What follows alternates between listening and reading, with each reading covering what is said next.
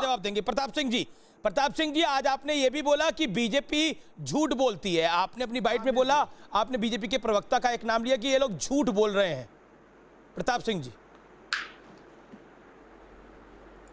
मैंने इसलिए बोला अमित देवगन जी, मैं पूरे सम्मान के साथ कहता हूं, संबित पात्रा जी का एक ट्वीट रात को मैंने देखा मेरे घर में जब मैं बैठा हुआ था, मेरे बच्चे ने दिखाया, देखिए ये ट्वीट आया, वो उन्होंने ट्वीट ये गलत किया, कभी नहीं करना चाहिए। मैं चाहे कांग्रेस का हो चाहे बीजेपी का नेता हो, पहले तथ्य जानने चाहिए। वो कह रहे रात को बसों को रोक दिया, उसके बाद प्रियंका गांधी जी की सरकार को आधी रात को उत्तर प्रदेश की सरकार ने पैसा भेजा, उसके बाद डीजल डलवाया गया। शर्म कीजिए, आधी रात को ना पैसा भेजा ना आपने डीजल डलवाया। डीजल हमने डलवाया सिर्फ एक फोन पर, हमारा एमडी नवीन जैन डॉक्टर राजशेखर के कहने से 8-10 घंटे खड़ा रहा, और ये दोनों निगम में बात होता रहता है, दोनों निगम एक दूसरे में डीजल डलवाते रहते हैं। झगड़ा वहां से शुरू हो गया कि राहुल गांधी मजदूरों से मिलने क्यों चले गए। प्रियंका गांधी जी ने एक ट्वीट कर दिया कि मैं मदद करना चाहती हूँ, कांग्रेस पार्टी के कार्यकर्ताओं ने पैसा इकट्ठा किया है, हम बसें लगाना चाहते हैं। तो मुख्यमंत्री योगी आदित्यनाथ जी ने कह दिया मैं अनुमति दे दूंगा, तभी तो वो बसें वहां पहुंची, कांग्रेस का कार्यकर्ता लेकर पहुंचा। अब ये दोनों निगम के बिल निकाल कर लाते हैं अचानक और अपनी फेस सेविंग करते हैं। यदि विपक्ष का कोई नेता सड़क पर जाता है, आज यदि अटल बिहारी वाजपेयी जी होते, सोनिया जी अच्छा काम करती, तो अटल जी कहते सोनिया जी ने जो मुद्दे उठाए उन मुद्दों पर हम ऐसे काम करेंगे। बार बार गांधी परिवार पर अटैक करना, इंदिरा गांधी देश पर बलिदान हो गई, राजीव गांधी देश पर बलिदान हो गए, सरदार बेन सिंह देश पर बलिदान हो गए, महात्मा गांधी बलिदान हो गए। अरे इनका बलिदान का अपमान तो मत करो, कम से कम ये तो मानो कि देश पर बलिदान हुए। आज चाहे बीजेपी का नेता देश पर बलिदान हुआ हो या कांग्रेस का, लेकिन यदि कांग्रेस के नेताओं ने बलिदान कर दिया तो उनके लिए हम गलत भाषा का प्रयोग करें, ये देश हमको नहीं सिखाता। यदि आपको बहस करनी है, मुद्दों पर करें, आंकड़ों पर करें, सच्चाई पर खड़े। दुनिया ने देखी है बसें वहां पर खड़ी रही। मंत्री जी, आपने 1.25 मिनट लगभग बोला, लेकिन मेरे एक सवाल का जवाब दे दीजिए। ये बिल भेजने की आपको आवश्यकता क्यों आन पड़ी? अगर आप 1000 बसें चला सकते हैं तो इन बसों का बिल भी माफ कर सकते हैं। क्या आपको लगता नहीं ये पॉलिटिकली आपके लिए इनकरेक्ट हो गया? अमित जी, आप और इससे जो आपकी वन अपमैनशिप थी वो कहीं ना कहीं उस पर घात लग गया, बीजेपी को मौका मिल गया।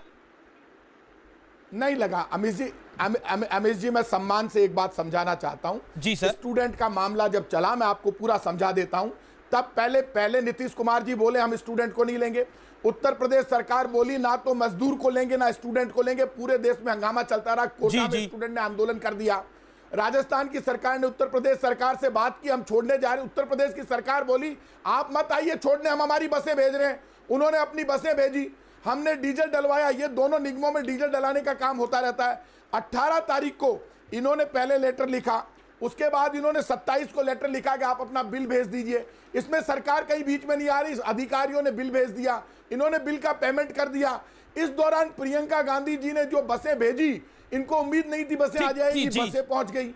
योगी आदित्यनाथ जी ने कह दिया भेज दीजिए, मैं अनुमति दे दूंगा। प्रताप जी पॉलिटिकल झगड़ा शुरू हो गया। बीजेपी की तरफ से भी दोनों हाथ खड़े हो रहे हैं। डॉक्टर सुधांशु त्रिवेदी भी कहना चाह रहे हैं, जो यूपी के प्रधानमंत्री है वो भी कुछ कहना चाह रहे हैं। डॉक्टर सुधांशु त्रिवेदी, मैं कटारिया साहब आपके पास आता हूं, पवन जी भी कुछ कहना चाह रहे हैं। Sudhanshu Trivedi, make your point. आप निशाना गांधी परिवार पर लगा रहे हैं, आप मुद्दों पर निशाना साधिए, मुद्दों की बात करिए। देखिए, यहाँ पे मैं वही कहना चाहता हूँ, कहते कहते राज की बात लबों पे आ ही जाती है। ये बताइए, राजस्थान और उत्तर प्रदेश के बीच में जो प्रकरण चल रहा है, इसके अलावा कोई प्रकरण बताइए पूरे भारत में जहां राज्य सरकारें नहीं कम्युनिकेट कर रही हो, कोई और पार्टी कम्युनिकेट कर रही है। कोई उदाहरण आप नहीं बता सकते। प्रताप सिंह जी मंत्री हैं, अशोक कटारिया मंत्री हैं परिवहन के। आपने ये सुना होगा कि सरकार का परिवहन विभाग आवश्यकता पड़ने पे प्राइवेट यानी गैर सरकारी संस्थानों की बसों को अटैच करता है, पर परिवहन विभाग की बसें कोई गैर सरकारी संस्थान ले जाए, आपको पहली बार सुनाई पड़ता है।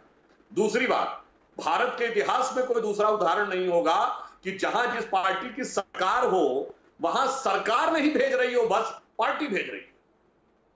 ये इस प्रकार का एक विचित्र उदाहरण देखने को मिलेगा। सिर्फ इसलिए मैं जिम्मेदारी से कहना चाहूंगा, अमरिंदर सिंह, अशोक गहलोत, भूपेश बघेल को किसी प्रकार का श्रेय नहीं मिलना चाहिए। उनको छोटा करके अभी जो प्रशस्ति वाचन किया प्रताप सिंह जी ने, उनके प्रशस्ति वाचन यानी गांधी परिवार की का प्रशस्ति वाचन होना चाहिए। तो मैंने कहा ना, ये भाजपा कांग्रेस की राजनीति से ज्यादा कांग्रेस की अंदरूनी राजनीति है भाई, कि किसको बड़ा दिखाना, किसको छोटा दिखाना। पवन जी इस पर रिएक्ट करना चाह रहे हैं, उसे नहीं दिखाना है बड़ा। अमीश जी, पवन जी मुझे लगता नहीं है कि इस माहौल में बहस के स्तर को इतना नीचे गिराना चाहिए जितना सुधांशु जी प्रयास कर रहे हैं। आज भी जब हम यहाँ बैठकर बात कर रहे हैं, मैं भी एयर कंडीशनर में बैठा हूं, आप लोग भी एयर कंडीशनर में बैठे हैं, मजदूर सड़क पर पैदल चल रहे हैं और बसें खाली वापस गई हैं। इस बात को हमें कचोटना चाहिए। और सुधांशु जी, मुझे और आपको दोनों को रात को नींद नहीं आनी चाहिए। अगर आ रही है तो ये हम अपराधी हैं। मोदी जी को तो खैर बहुत पहले से नींद आ जानी बंद हो जानी चाहिए। इसलिए नमस्ते ट्रंप में किसने कितनी बसें कहां पहुंचाई, किसने उसकी फिटनेस देखी, इसका भी जरा लेखा जोखा दे दीजिएगा। उस नमस्ते ट्रंप की वजह से अहमदाबाद की क्या हालत हुई कोरोना में, उसका भी जवाब दे दीजिएगा। और जो आपने वेंटिलेटर घोटाला किया है महामारी के नाम पर, उसका भी जवाब दीजिएगा। लेकिन ये सब बातें मैं बाद में करूंगा। आज बहस होनी चाहिए सिर्फ और सिर्फ इस बात पर कि वो मजदूर एक दिशा में पैदल जा रहे हैं, उल्टी दिशा में बसों को आप वापस खाली बसों को वापस भेज रहे हैं। क्यों? क्योंकि फिटनेस नहीं है। अरे 500 बसों में तो फिटनेस रही होगी, 800 बसों में तो फिटनेस रही होगी, किसी में नहीं थी। ऐसी बातें कर रहे हैं कि चक्का नहीं था, ब्रेक नहीं थी, बिना चक्का ब्रेक के पहुंच गई गाजियाबाद बॉर्डर पे। कटारिया साहब जवाब देना चाह रहे हैं आप लोग। और जी